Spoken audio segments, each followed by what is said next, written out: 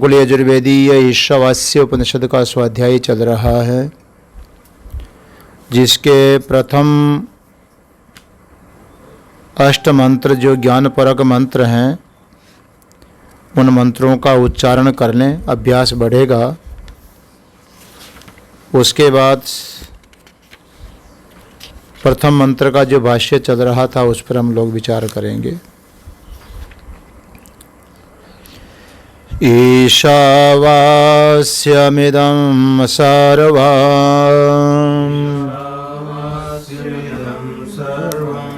यत् किंच जगत्यां जगत्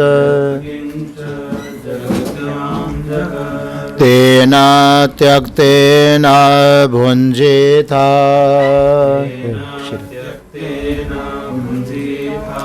मा गृधः कस्य स्विद्धनाम्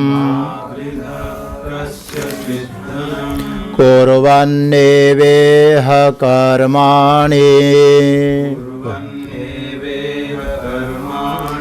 जिजीविषेच्छतं समाः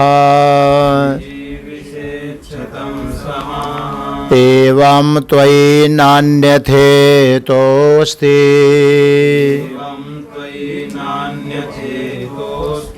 न कर्म लिप्यते नरे असूर्यानाम ते लोका अंधेन तमसावृताः तांस्ते प्रेत्याभिगच्छन्ति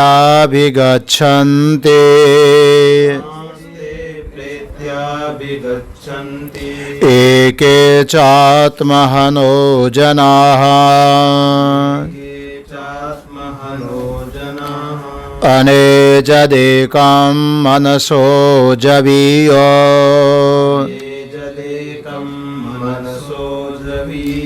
नैनद्देवा आप्नुवन् पूर्वमर्षत्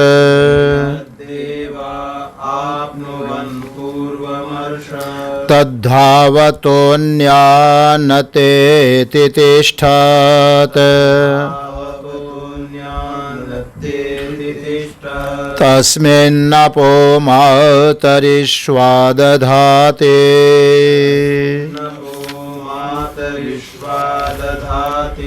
तदेजति तन्नैजति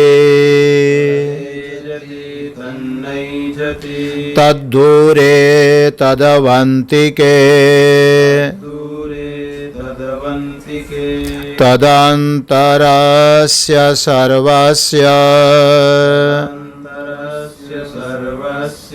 तदो सर्वस्यास्य बाह्यतः यस्तो सर्वाणि भूतान्यात् मन्येवानुपश्यते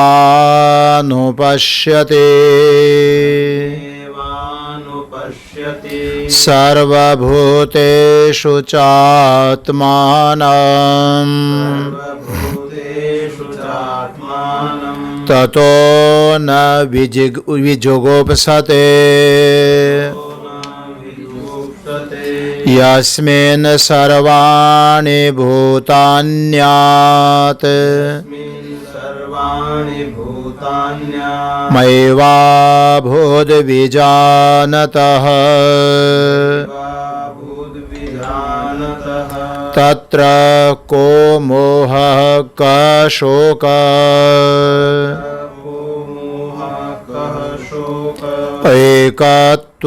एकत्वमनुपश्यतः सप्रियगाच्छुक्रमकायमव्रण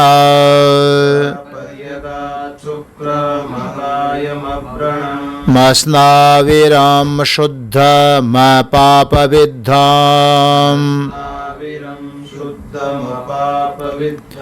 कविर्मनीषी परिभुः स्वयंभोर याथा तथ्यतोऽर्थान् व्यदधात् शाश्वतीभ्यः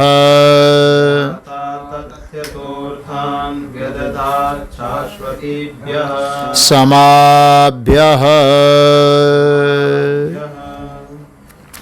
आइए और कैसे बढ़िया कुछ जल सेवा को थोड़ा स्वाध्याय शुरू कर ही रहे थे, बस शुरुआत आपका आगमन हुआ। थोड़ा आधा घंटा टाइम मिलेगा ना? चलो ठीक है, बढ़िया। शुक्ल यजुर्वेदीय ईशावास्य उपनिषद का स्वाध्याय चल रहा है। जैसा कि कल बताया था, मनुष्य को 3 श्रेणी में देख करके भगवती श्रुति ने उनके लायक मंत्रों का विधान किया है।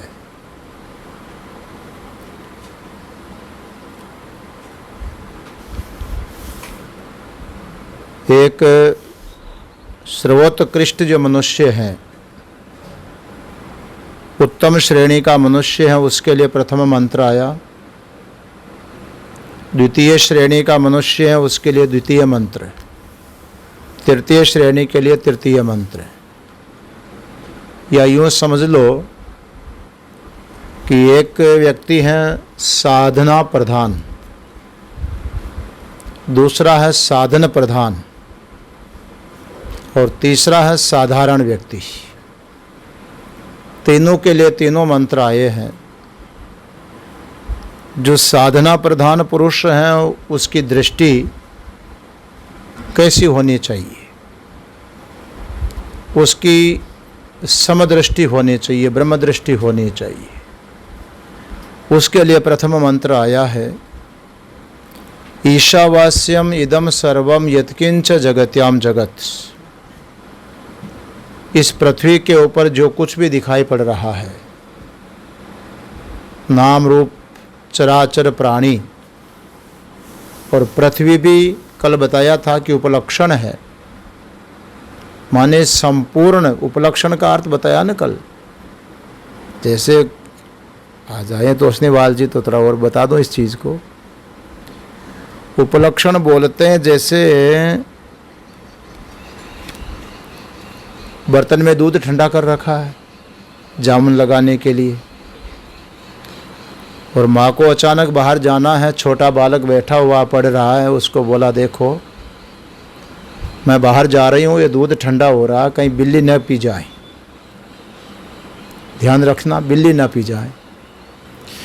अब माँ तो चली गई बाहर, बच्चे ने ध्यान रखा कि बिल्ली न पी जावे, पर बिल्ली तो आई नहीं और कुत्ते का वो पिल्ला आ गया तो दूध को पी गया। बच्चे ने उसको भगाया नहीं, माँ आई तो दूध साफ। बोले देख मैं बोल करके गई थी कि बिल्ली ना पी जाए, सारा दूध पी गई।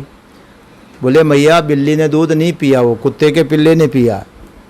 बिल्ली का होता तो मैं भगा देता, पर वो तो कुत्ते का पिल्ला था। तो ये बताओ कि माँ का उद्देश्य ये था कि कुत्ता भले ही पीवे? माँ का उद्देश्य ये था कि बिल्ली से उपलक्षित कोई भी इस दूध को पीवे नहीं, नुकसान न करें, ध्यान रखना, इसका सुरक्षा रखना, उसको बोलते उपलक्षण। तो यहाँ पर बताया गया है कि पृथ्वी पर जो भी चराचर प्राणी है उस सब में एक ईश्वर का दर्शन करो। भागवत में भी भक्तों के लक्षण बताए तो वहाँ ऐसा ही बताया है। उत्तम कोटि के भक्त वो हैं जो सभी के भीतर में एक परमात्मा तत्व का दर्शन करते हैं। सर्वभूतेषु च आत्मानम, सब के अंदर अपने आत्मा का ही दर्शन कर रहा है, वो उत्तम कोटि का भक्त माना गया है। तो यहाँ कहते हैं कि पृथ्वी के ऊपर, माने पृथ्वी का अर्थ ये नहीं कि फिर चंद्रमा पर भगवत दृष्टि न हो, सूर्य पर न हो, ग्रह नक्षत्र तारों में न हो, माने सर्वत्र जो भी जड़ और चेतन है, और चेतन भी चराचर प्राणी है। देखो पेड़ पौधे होते हैं, वृक्ष होते हैं, वनस्पति जितनी होती है उसको अचर बोलते हैं। अचर इसलिए बोलते हैं कि वो चलते नहीं हैं, चर गति भक्षणे धातु आती है। जो चले, गति करे, खावे पीवे, उसको बोलते हैं चर। और जो एक जगह पर स्थिर रहे उसको बोलते हैं अचर। पेड़ पौधे अचर होते हैं। और मनुष्य है, पशु है, पक्षी है, कीट पतंग, मक्खी मच्छर, ये सब चलते हैं, गति करते हैं। तो श्रुति बोलती है कि देखो, उत्तम दृष्टि तो यह है कि सभी में एक परमात्मा को ही देखो, सभी में परमात्मा को देखो, सबको परमात्मा रूप ही देखो।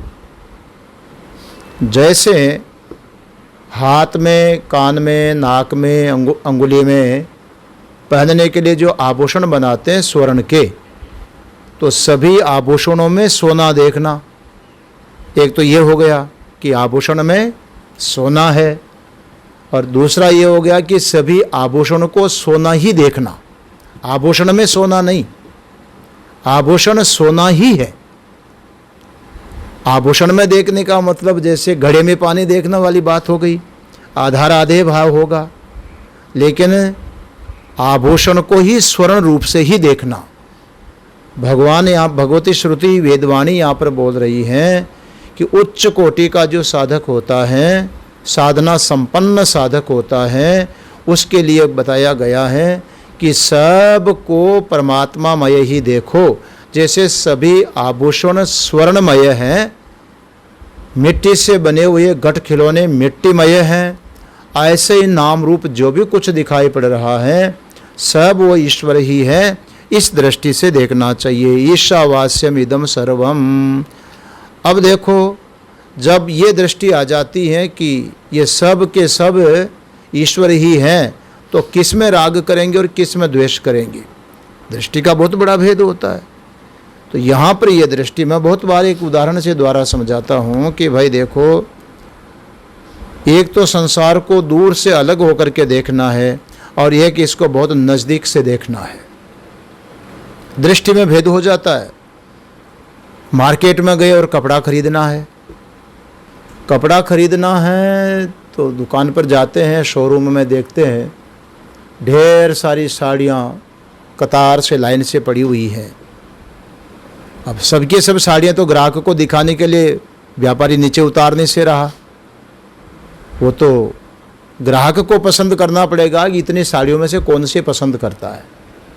तो पहले दूर से देखते हैं कि भैया वो जो साड़ी है ना वो दिखाओ तो ज़रा। अब व्यापारी गया और वो साड़ी ऊपर से उतार करके उठा करके उसके सामने डाल दी। जब साड़ी ग्राहक के सामने डालते हैं तो ग्राहक क्या करेगा भाई? क्या करेगा? पहले ग्राहक उसे साड़ी को अच्छी तरह से देखेगा कि नहीं, कि ये मजबूत है, कमज़ोर है, कॉटन है, पॉलिस्टर है, उसकी क्वालिटी क्या है वो देखेगा कि नहीं। एक बार तो उसने पहले ही पसंद किया, हजारों साड़ियों में से उसको छटनी करके पास में डलवाया, तो एक बार तो वहाँ देखा और दूसरी बार उसको नज़दीक से देख रहा है। तो जब दूर इतनी साड़ियों में से उसकी छटनी करके उतरवाई, तभी भी तो कुछ न कुछ तो सोच करके उसको उतरवाया है ना। वहाँ क्या पसंद किया देखने वाले ग्राहक ने? दूर से उस साड़ी पर जो चढ़ा हुआ कलर है उसको पसंद किया, उस साड़ी पर जो डली हुई डिजाइन है उस डिजाइन को पसंद किया कि डिजाइन अच्छी लग रही है, कलर भी अच्छा चमक रहा, वो उतारो। तो दूर से देखने पर उसके डिजाइन और कलर को पसंद किया गया, मगर जब पास में डाल दी गई साड़ी तो अब उस समय वो न तो डिजाइन पर को देख रहा है और न उसके कलर को देख रहा है, पास में उसकी क्वालिटी को देख रहा है नज़दीक से। क्योंकि असल में वो डिजाइन और कलर जिसके ऊपर टिके हुए हैं वो साड़ी की क्वालिटी क्या है, नज़दीक से क्वालिटी देखी जाती है। ठीक इसी प्रकार से ये जो संपूर्ण संसार है, हम जब दूर से देखते हैं, इसको बिना विचार के देखते हैं, तो ये समझ लो कि दुनिया की चमक दमक को देखते हैं, इसके नाम और रूप को देखते हैं, इसके आकार प्रकार को देखते हैं। लेकिन शास्त्र की दृष्टि से जब दुनिया को बहुत नज़दीक से देखते हैं तो ये देखना होता है कि इसकी चमक दमक मत देखो, ये चमक दमक किसके ऊपर है, ये दुनिया किस पर टिकी हुई है, इसका आधार क्या है। जैसे आभूषण स्वर्ण पर टिके हुए हैं तो आभूषणों का आधार स्वर्ण है, इसी प्रकार संपूर्ण जो नाम रूप जगत है इसका आधार क्या है, ये किस पर टिका हुआ है। कहेंगे कि भाई अब पंचभूत पर टिका है, आकाश पर, वायु में, तेज में, जल में, पृथ्वी में, ये सब पंचभूतों से बना हुआ है। चलो मान लेते पंचभूत के ऊपर टिका हुआ है। फिर चलो कि ये पंचभूत किसके ऊपर टिके हुए हैं, ये 5 हैं तो इसका भी तो कोई आधार होगा। कह सकते हैं कि पृथ्वी जल पर टिकी है, जल अग्नि पर टिका, अग्नि वायु पर टिकी है, वायु आकाश पर टिका है, आकाश न हो तो वायु कहाँ गति करेगा। तो सब एक दूसरे पर टिके हैं। अब प्रश्न किया जाए कि चलो ठीक है, अब आकाश किसके ऊपर टिका हुआ है, उसका भी तो कोई आधार होगा। आकाश को जो अवकाश दे रहा, रहने की जगह दे रहा, वो भी तो कोई होगा। वो कौन है, असली उसकी जो क्वालिटी है वो तो वही है। तब उसके लिए कहते हैं कि संपूर्ण जो नाम जगत दिखाई पड़ रहा है, इसकी जो वास्तविक क्वालिटी है वो ईश्वर है, वो परमात्मा है। सब का सब परमात्मा में ही दिख रहा है। अब उस परमात्मा को किस रूप में चिंतन करना है, तो कल भाष्य में हम लोग देख रहे हैं कि परमात्मा को भीतर में चिंतन करो, आत्मा के रूप में चिंतन करो कि एक चैतन्य सत्ता पर ही सब टिके हुए हैं। अब देख लो अपना शरीर, देख लो अब शरीर किसके ऊपर टिका हुआ है। इस शरीर के भीतर में एक चेतना विशेष है, जिस चेतना से हम देख भी पा रहे हैं, सुन भी पा रहे हैं, समझ भी पा रहे हैं, हलचल हो रही है, सब कुछ वो चेतना से हो रहा है। और जिस रोज चेतना निकल जाती है, ये पूरा का पूरा शरीर एक मिट्टी मात्र रह जाता है। तो कह सकते हैं कि पूरा शरीर चेतना के ऊपर टिका हुआ है। पर चेतना किसकी,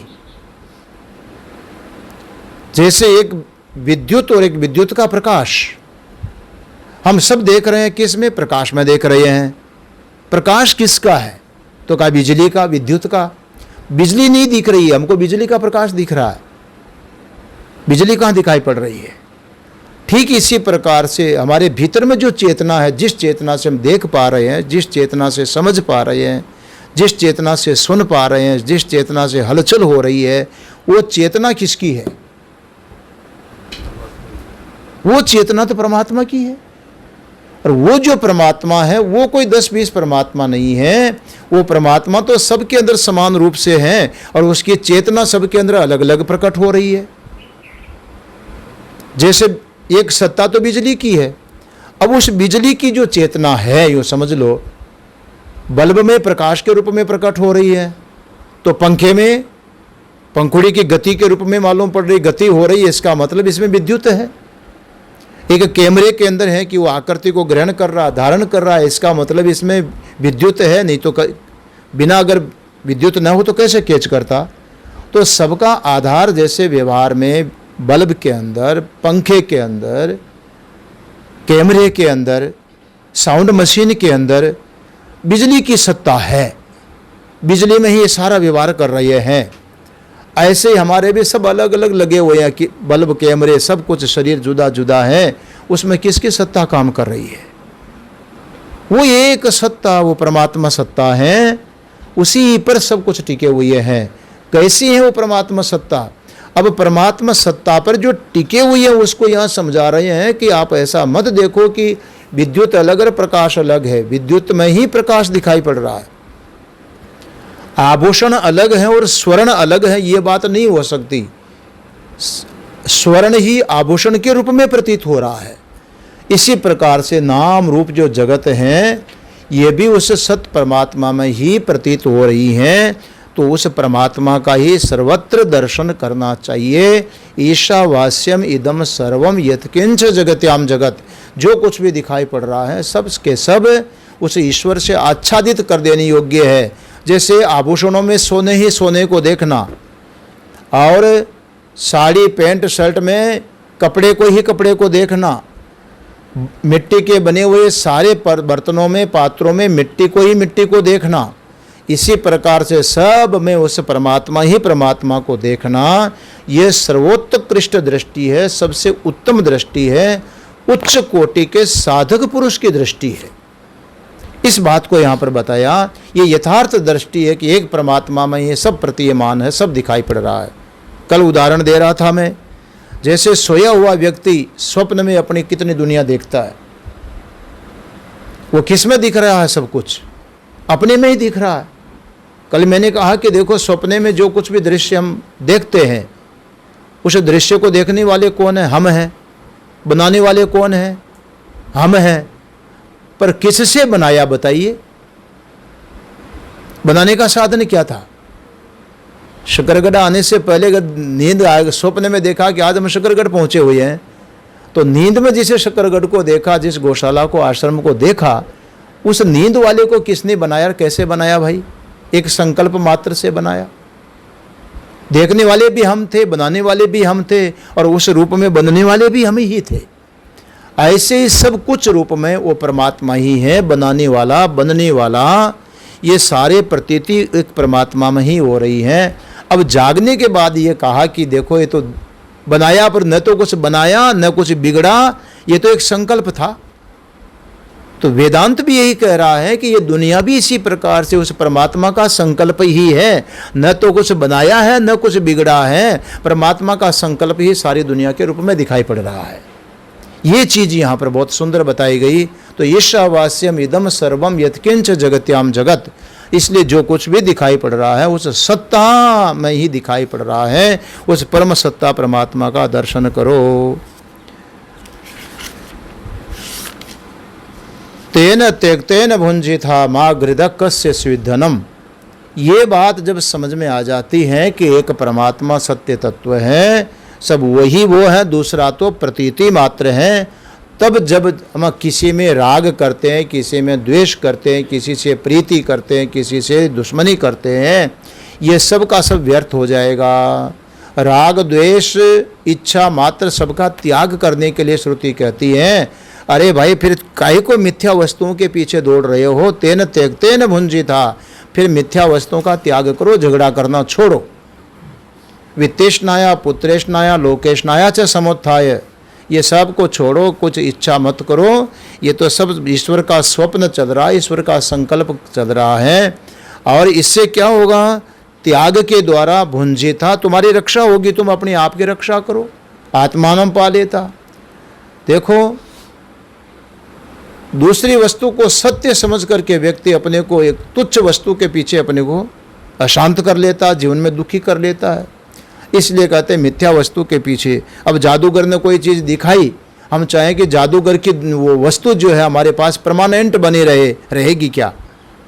वो तो जब तक जादूगर का खेल है, संकल्प है, तभी तक दिखेगी, वो परमानेंट कैसे रहेगी? तो ये संसार भी तो बड़े जादूगर भगवान का, मायापति का, उसका संकल्प है, ये परमानेंट हमारे पास कैसे रह सकता है? तो कहते हैं फिर तेन त्यक्तेन, फिर ये मिथ्या है होने के कारण त्याग करो और तुम अपने आप में आ जाओ, उससे तुम्हारी अपनी रक्षा होगी। तुम अपने को बचाओ, दुनिया को नहीं बचा सकते। तेन त्यक्तेन भुंजिता मा गृध कस्य स्विधनम, गृधा मत करो, चूँकि उच्च कोटि के साधक हो तो इस मिथ्या पदार्थों में पर आकांक्षा मत करो, इच्छा मत करो। गिद्धा, गृध का अर्थ बताया ना, गिद्ध जो होता है बहुत ऊपर उड़ता है, लेकिन मरे हुए प्राणी पर दृष्टि होती है। कोई मरा हुआ दिखे, मरा हुआ दिखे। बोले तुम बहुत ऊंचे उड़ रहे हो, वेदांत चर्चा कर रहे हो, परमात्मा चिंतन कर रहे हो, और फिर संसार के छोटे छोटे नाशवान पदार्थों की गृधा करके बैठे हो गिद्ध की तरह। उड़ान तो बहुत ऊंची है और दृष्टि एकदम नीची हो रही है। ये चीज़ संसार की किसी की भी नहीं है। आज तुम्हारे पास, किसी और के पास मिथ्या वस्तु कभी किसी की होती नहीं है। कस्य स्विद धनम, भला ये धन किसका है? ये मूल मंत्र की व्याख्या थोड़ा दिनेश जी आए ना, इसलिए दोहरा रहा हूँ कि थोड़ा बाकी भाष्य चल रहा है। इसकी टीका आदि जगतगुरु भगवान शंकराचार्य महाराज ने जिस पर भाष्य लिखा है, उसके आधार पर इसका अर्थ चिंतन हो रहा था। कहाँ चले हम लोग? किम इदम सर्वम यत्किंच यत्किंच जगत्याम, जगत्याम का अर्थ क्या? पृथिव्याम, इस पृथ्वी के ऊपर। जगत तत सर्वम स्वेन आत्मना ईशेन प्रत्यगात्मतया अहमेव इदम सर्वम इति परमार्थ सत्य रूपेण अनृतम इदम सर्वम चराचरम आच्छादनीयम। ये संपूर्ण जो चराचर है अनृत है, मिथ्या है, अपने सत्य स्वरूप आत्मा से इसको आच्छादित कर देना चाहिए। जो भी चराचर जगत में पदार्थ दिखाई पड़ रहे हैं, स्वयं तुम्हारा जो स्वरूप है वही परमात्मा है। परमात्मा को ढूंढने के लिए, खोजने के लिए कहीं भी जाएं, एक ब्रह्मानंद जी ने भजन लिखा ना, द्वारका काशी जाओगे, ब्रह्मानंद जी का नहीं, कोई दूसरे संतों का, कल्याण भारती जी का, द्वारका काशी जाओगे, गया प्रयाग नहाओगे, पर नहीं वहाँ मोक्ष पाओगे। वहाँ चित्त की शुद्धि होगी, वहाँ पुण्य प्राप्त होगा, लेकिन मुक्ति कहाँ मिलेगी? मुक्ति तो भाई परमात्मा का साक्षात्कार करने में ही मिलेगी, मोक्ष तो यहीं मिलने वाला है। इसलिए आत्मा रूप में ही उस परमात्मा का दर्शन करना चाहिए। लोक में प्रसिद्धि है भाई, आत्मा है सो परमात्मा है। देखो इतनी प्रसिद्धि है कि साधारण आदमी भी इस चीज को जानता है कि आत्मा सो ही परमात्मा है। तो ये भगवती श्रुति वेदवाणी बोल रही है, स्वयं परमात्मना नाम, स्वयं परमात्मा के द्वारा आत्मा को परमात्मा रूप में निश्चय करना चाहिए। यथा चंदन अगरवादेर उदकादि संबंधज कलेदादिज मोपाधिकम दोर्गंध्यम तत्स्वरूप निर्घर्षणेन आच्छाद्यते स्वेन पारमार्थिकेन गंधेन। अब कहते हैं कि आत्मा स्व परमात्मा है, ये चीज़ अनुभव में क्यों नहीं आती? कहते हैं सब, सुनते भी हैं, लेकिन आत्मा ही परमात्मा ये चीज़ हमारे समझ में पर अनुभव में नहीं आ रही है। कई बार ऐसा होता है कि अनुभव अलग चीज़ होती है, गणित दूसरी बात हो जाती है। गणित तो बता रहा ठीक है कि आत्मा सो परमात्मा, लेकिन अनुभव में क्यों नहीं आ रहा? गणित बहुत बार झूठी हो जाती है ना, ऐसा लगता है। वो दो महात्मा थे, वो कहते हैं गंगा जी पार करना था, तो नौका बंद हो गई थी और गंगा पार जाना जरूरी था। नौका वालों ने मना कर दिया, भैया हमारे पास टाइम फिक्स है और आजकल लॉकडाउन चल रहा है और टाइम से अगर एक्स्ट्रा चलाएंगे तो पकड़े जाएंगे, हम तो अब नौका बंद कर दिया, चला नहीं सकते। तो महात्मा ने सोचा चलो बिना नौका के ही गंगा पार कर लें। तो नौका वाले से पूछा कि चलो नौका तो तुम नहीं चला सकते, पर बता तो सकते हो कि गंगा जी में पानी कितना गहरा है? बोले हाँ ये मैं बता सकता हूँ। तो बोले कितना गहरा बताओ?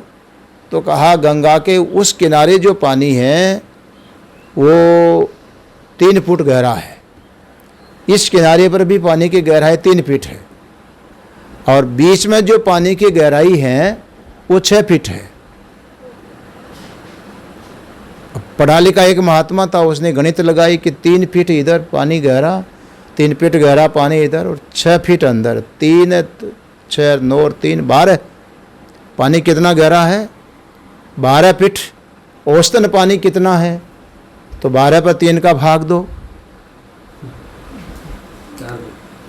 4 फुट औसतन पानी 4 फुट निकला। वो महात्मा कहने लगा भैया हम तो 5.5 फीट के तो है ही हैं, और पानी तो औसतन 4.5 फीट ही है, तो बिना नौका ही पार कर लेंगे। एक बना पढ़ा लिखा महात्मा था साथ में, उसको बोला चलो जी नौका की कहाँ जरूरत है, 4 फीट कुल पानी है, अपने पैदल ही पानी से निकल जाएंगे, डूबेंगे तो नहीं। अब चलने लगे तो 3 फीट पानी आया, 4 फीट पानी आया, फिर गहराई बढ़ती गई। तो बिना पढ़ा लिखा महात्मा पढ़े लिखे से पूछता है कि भैया गणित जरा और करके देख लो, मुझे लग रहा है कि पानी और गहरा है। बोले गहरा हो ही नहीं सकता, मेरी गणित बिल्कुल सही है, पानी तो 4 फुट ही है। अब चलने लगा, चलते चलते वो 5.5 फीट कर, जब 6 फीट पानी आया तो पढ़ा लिखा तो पानी में, बिना पढ़ा पीछे किसका। उसको तैरना आता, जरा तैर करके बाहर निकला। कहा कि तुम कह रहे थे पानी 4 फीट है। बोले मेरी गणित बिल्कुल सही 4 फीट है। अरे भाई औसतन पानी 4 फीट है, लेकिन बीच में 6 फीट गहरा, उसको क्यों भूल गए तुम? उसको तो भूल रहे हो। तो कभी गणित में लगाने में भी अकल तो लगानी पड़ती है ना। तो यहाँ जो गणित है उसको देखिए आप, आत्मा और परमात्मा एक ही तत्व है, तो हमको परमात्मा की अनुभूति नहीं हो रही। तुम्हारी गणित तो कह रही है कि आत्मा है सो परमात्मा है, लेकिन उसकी अनुभूति तो होनी चाहिए। हम तो संसार में डूबे जा रहे हैं, अनुभूति क्यों नहीं हो रही? तब उसका एक बहुत सुंदर उदाहरण दे रहे हैं कि अनुभूति इसलिए नहीं हो रही कि तुमको अभी जो ऊपर गंदगी चढ़ी हुई है, आत्मा में परमात्मा रूप से अनुभव करने के लिए जो तुम्हारे चित्त की स्थिति बननी चाहिए वो नहीं बन रही है। तुम अपने आप के स्वरूप को भूल करके जो तुम्हारा स्वरूप नहीं उसको धारण कर लिया, उसको ग्रहण कर लिया। उसका दृष्टांत बहुत सुंदर दिया। यथा चंदन अगरवादे उदकादि संबंधज कलेदादिज मोपाधिकम दुर्गंध्यम। कल्पना करो कि चंदन की लकड़ी है अथवा वो अगरू जो अपने क्या का नाम बताया था ना, वो गूगल की लकड़ी है, या ऐसी लकड़ियां होती हैं कि इस लकड़ी में स्वतः ही खुशबू होती है। गूगल की लकड़ी को ऐसे भी सूंघो तो खुशबू आएगी, चंदन की लकड़ी को सूंघो तो खुशबू आएगी। अब उसमें बाहर से तो कोई खुशबू डाली नहीं, उसकी नेचर है, उसका स्वभाव, गंध उसी के अंदर है, सुगंध। पर कल्पना करो कि वो चंदन की लकड़ी, वो गूगल की लकड़ी कहीं नाली के गंदे कीचड़ में गिर पड़ी, फिर सूंघो उसको तो खुशबू आएगी कि बदबू आएगी? लकड़ी तो चंदन की है, पर गंदी नाली के पानी के संसर्ग के कारण उसमें बदबू आने लग गई। अब उसकी जो चंदन की खुशबू है उसको प्राप्त करने का तरीका क्या है? उसका तरीका यही है कि ऊपर जो छाई हुई गंदगी है उसको घर्षण करके हटा दो, अलग करो, तो चंदन के अंदर जो उसकी स्वाभाविक खुशबू फिर प्रकट हो जाएगी।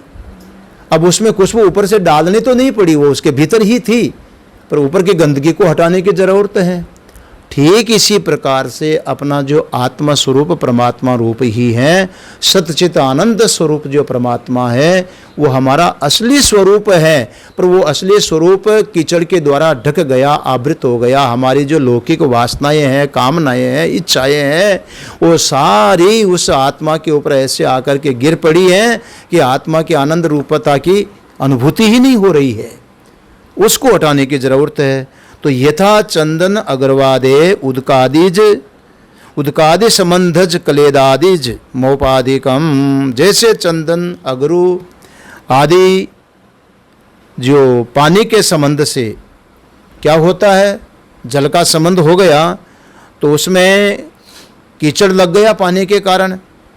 कीचड़ लगने से ऊपर से जो उपाधिक दुर्गंध होती है, ऊपर चढ़ी हुई गंध के कारण दुर्गंध आने लगती है। तत् स्वरूप निघर्षणेन आच्छाद्यते।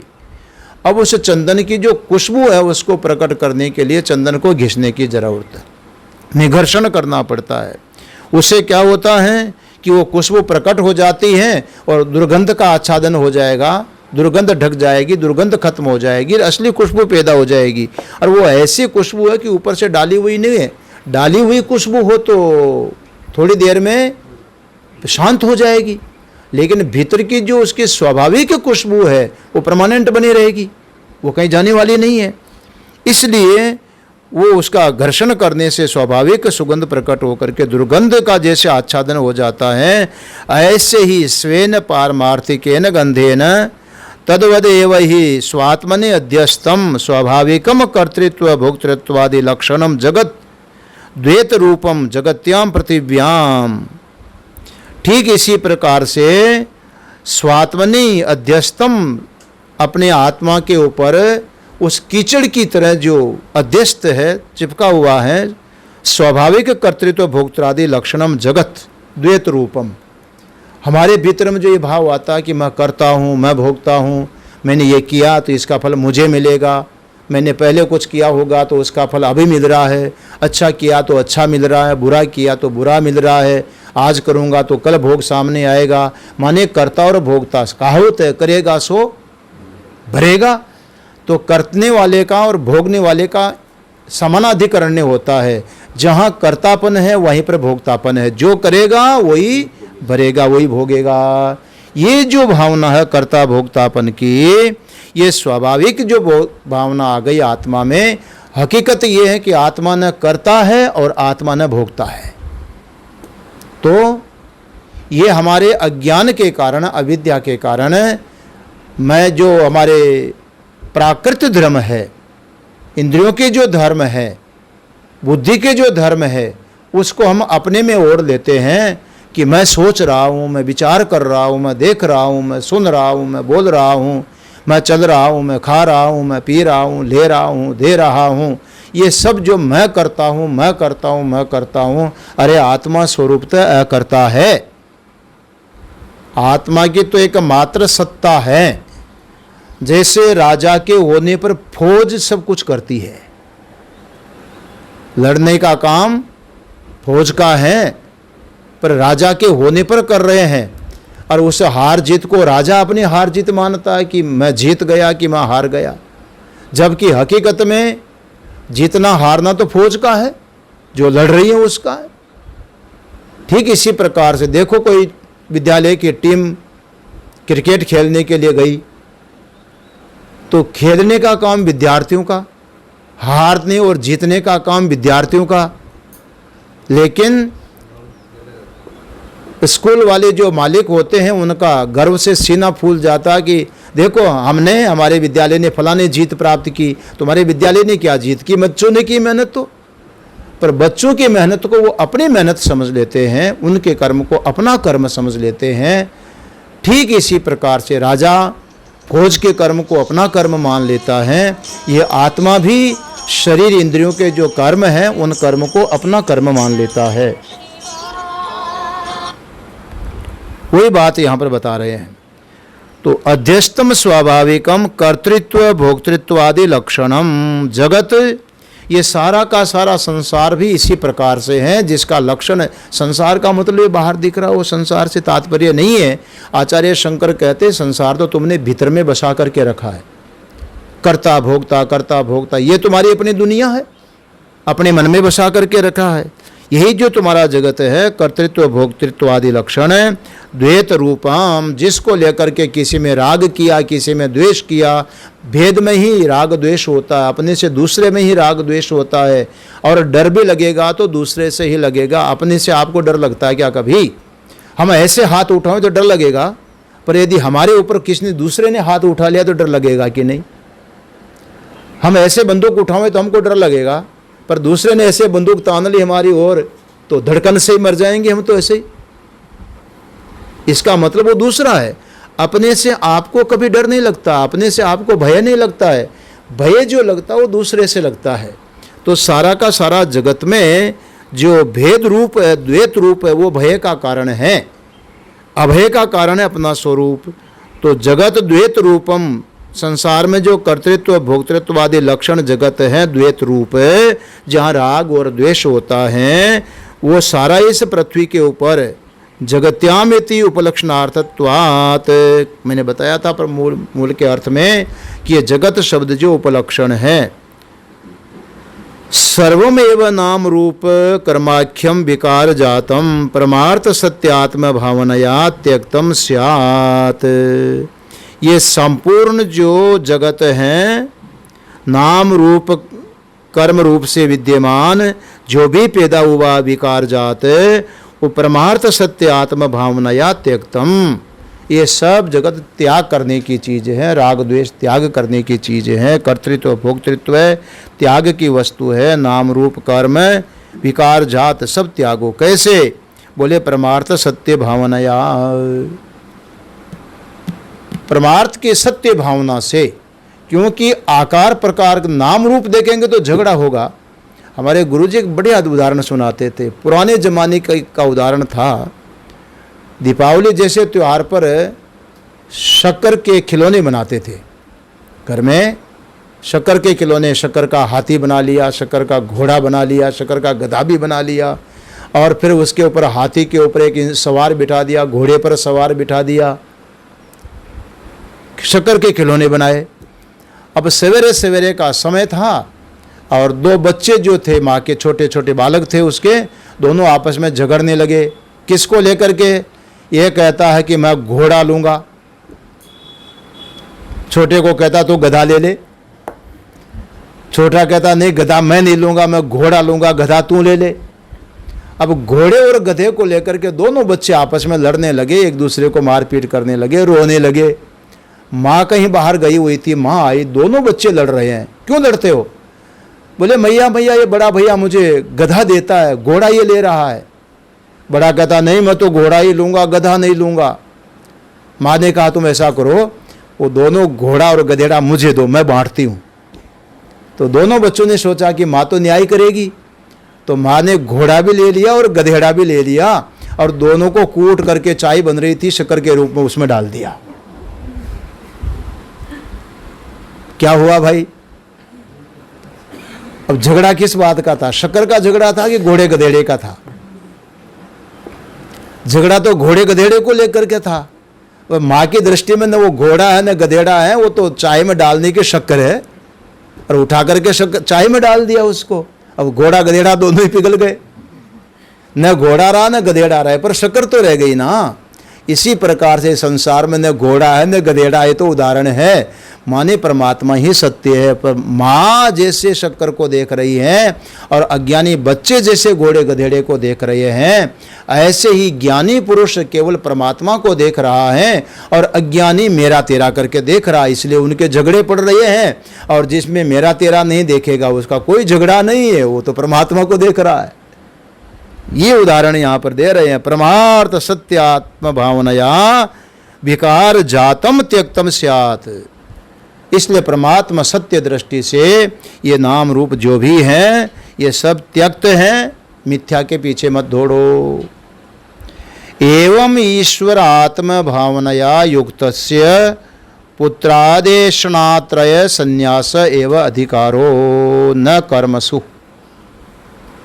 इस प्रकार से ईश्वर आत्म भावना से, वो ईश्वर वो परमात्मा ही हमारी आत्मा है, इस भावना से युक्त पुरुष को ऐष्णात्रय के त्याग में ही अधिकार है। उसको कहीं फिर मिथ्या, ऐष्णा माने इच्छा, ऐष्णा माने इच्छा, किसी लड़की का नाम भी ऐष्णा रख देते हैं, ये ऐष्णा है इच्छाएं, कामनाएं। मिथ्या जो हमारी कामना होती हैं उनके त्याग में ही उसका अधिकार है। आत्म भावना से उसका कर्म में अधिकार नहीं, झगड़ने में अधिकार नहीं, परमात्मा के उस सत्य भावना में अधिकार है। तेन त्यक्तेन त्यागेन इत्यर्थ, वो मंत्र में आया न, तेन त्यक्तेन भुंजी था, उसका अर्थ किया ऐष्णात्रय के त्याग से रक्षा करो। नहीं त्यक्तो मृत पुत्रो वा भृत्यो वा आत्म संबंधिताया अभावाद आत्मानं पालयति अतः त्यागेनेति अयम एव वेदार्थ। देखो त्याग जो शब्द है, तेन त्यक्तेन भुंजी था, ये व्याकरण में संस्कृत में एक धातु के अनेक अर्थ होते हैं। भुंजिता का कुछ अर्थ लोग करते हैं कि भाई त्याग पूर्वक खाओ, त्याग करो और खाओ।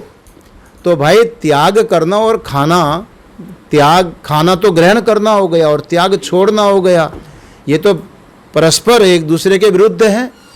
जैसे प्रकाश और अंधकार विरुद्ध हैं, पूर्व और पश्चिम अलग अलग हैं, तो त्यागना और ग्रहण करना एक साथ तो संभव नहीं है, युगपत तो हो नहीं सकता है। तो फिर उसका त्याग का मतलब यहाँ पर, भुंजिता का मतलब यहाँ पर भोगना नहीं है, ग्रहण करना नहीं है। यहाँ भुंजिता शब्द का जो अर्थ है वो है रक्षा करना। एक ही धातु है भुज धातु, वो खाने के अर्थ में भी आती है और रक्षण रक्षा के अर्थ में भी आती है। इनको क्या बोलते हैं? भुजा। कौन सी धातु से बनते हैं? भुज धातु से भुजा शब्द बना। तो ये खाने की चीज़ है क्या? तो ये रक्षा करने की चीज़ है। भुजा जो होती है वो रक्षा का काम करती है, इसलिए इसको बोलते हैं, देखो राजा को बोलते हैं मही भुक। मही भुक, मही माने पृथ्वी और भुक माने भोगने वाला। अगर अर्थ करो तो पृथ्वी को भोगने वाला, पृथ्वी को खाने वाला अर्थ होगा क्या? नहीं, मही भुक का अर्थ है पृथ्वी की रक्षा करने वाला। राजा होता है वो पृथ्वी की रक्षा का काम करता है, भुजाएं होती हमारे शरीर की रक्षा का काम करती हैं। ठीक इसी प्रकार से यहाँ अर्थ करते हैं कि त्यान त्यक्तेन भुंजिता, त्याग पूर्वक रक्षा करो। तुम अपने आप की रक्षा कर लो, क्योंकि तुम अपने आप को भटका रहे हो। कैसे? देखो, एक कोई बड़ा अधिकारी पुरुष है, जिले का कलेक्टर है, और उसको कहीं जाना है, वो गेट पर आकर के खड़ा हुआ, ऑफिस के बाहर गेट पर आके खड़ा हुआ, देख रहा है कि ड्राइवर गाड़ी लेकर के आवे तो सफर में जावें। और इतने में कोई व्यक्ति कलेक्टर से ही मिलने के लिए आया, पर वो कलेक्टर को पहचानता नहीं है कि ये कलेक्टर है, और वो कलेक्टर गेट पर खड़ा है, तो आने वाला कलेक्टर को क्या समझेगा? गेट कीपर है तो कलेक्टर, पर चूंकि गेट पर खड़ा है तो कलेक्टर को भी गेट कीपर ही तो समझेगा ना।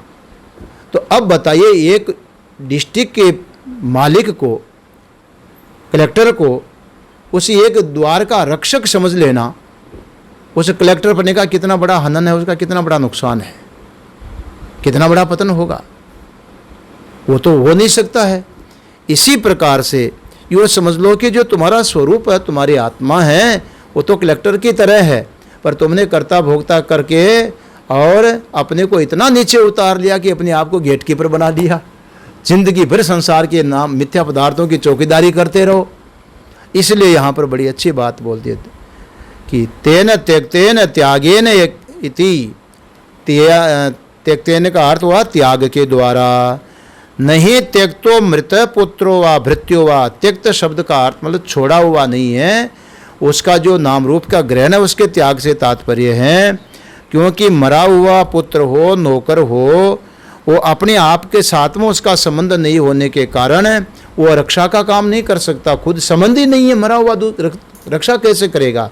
इसलिए यहाँ पर त्याग का मतलब है कि जो मिथ्या वस्तुओं की जो पकड़ है उसको त्याग करो, उससे तुम्हारी अपने आप की रक्षा हो जाएगी, अपने आप में जाग जाओ। यही इसका अर्थ है। भुंजिथा पालयेथा, अपनी रक्षा करो।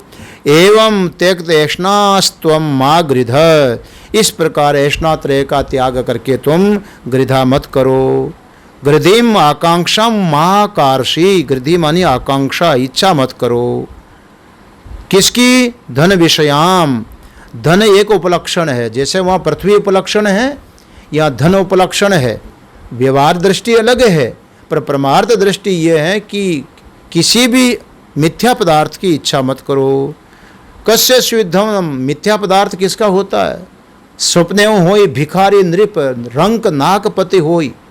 अब स्वप्ने के अंदर कोई जो भिखारी है वो राजा बन जावे, राजा भिखारी बन जावे, और कोई भिखारी है स्वप्ने के अंदर इंद्र देवता की गद्दी पर जाकर बैठ जाए, तो क्या सचमुच में वो राजा भिखारी हो गया और भिखारी इंद्र देवता बन गया क्या? वो तो उसका संकल्प है।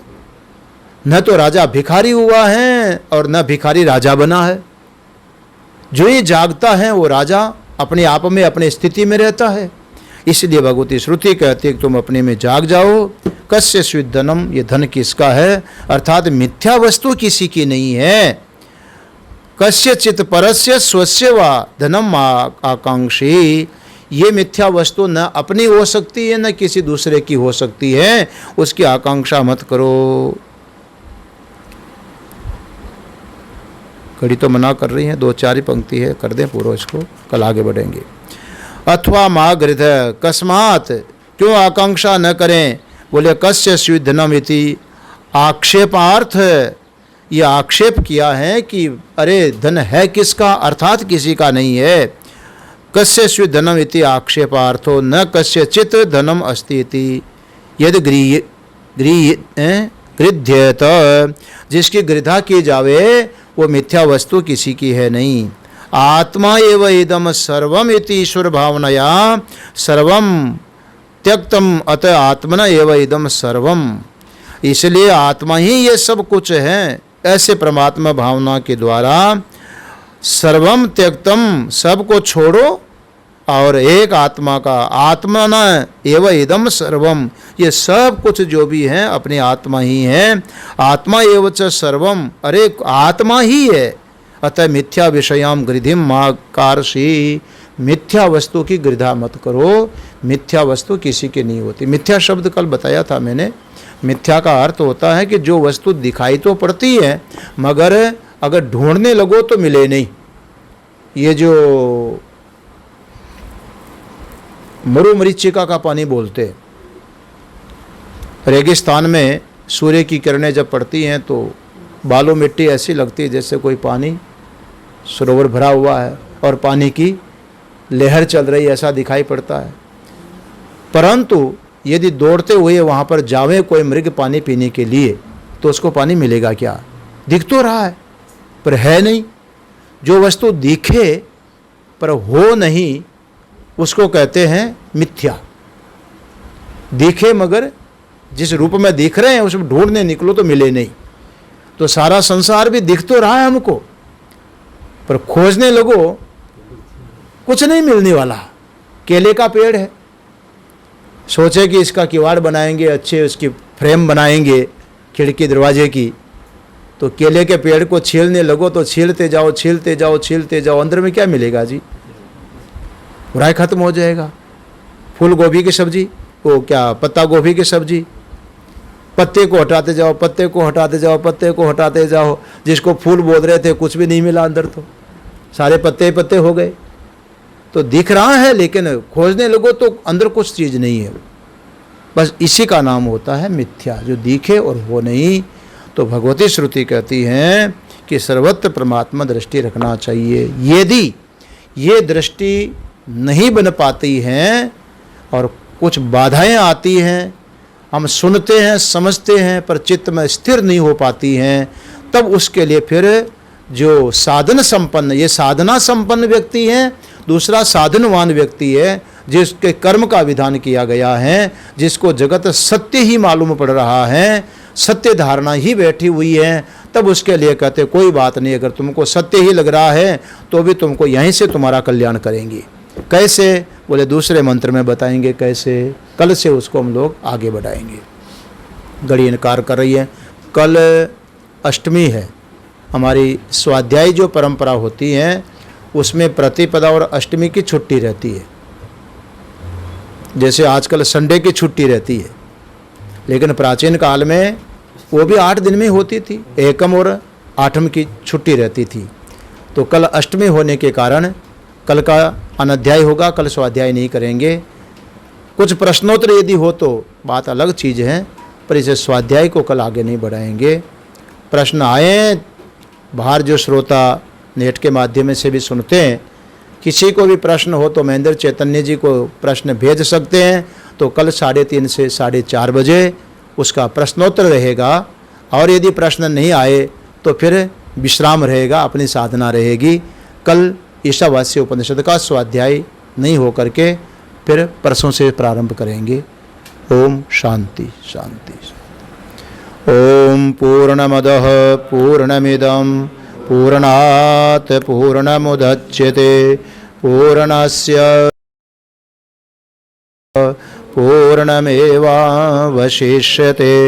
ओम शांति शांति शांति।